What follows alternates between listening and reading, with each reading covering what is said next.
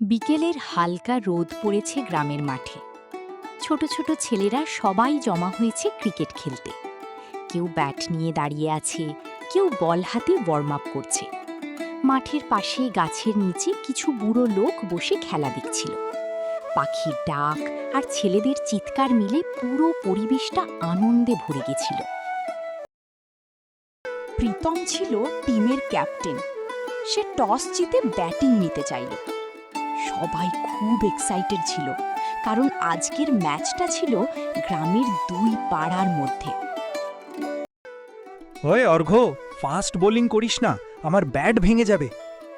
তুই আগে বলটা দেখতে পারিস, তারপর কথা বল প্রীতম। ফিল্ডিং ঠিকমতো কর।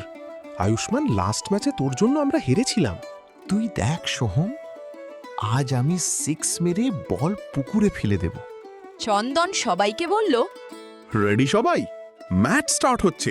বল করা হলো। আউট! ক্লিন বল! সবাই হেসে উঠল। খেলা চলতে চলতে সূর্য অস্ত যেতে লাগলো। সবাই ঘামে ভিজে গেল, কিন্তু কারো মুখে ক্লান্তি ছিল না। ম্যাচ শেষ হলেও ওদের মজা শেষ হলো না। সবাই মিলে মাঠের পাশের দোকান থেকে চানাচুর আর কোল্ড ড্রিঙ্কস খেতে গেল। গ্রামের এই ছোট্ট ক্রিকেট ম্যাচ ওদের বন্ধুত্ব আরও মজবুত করে দিল।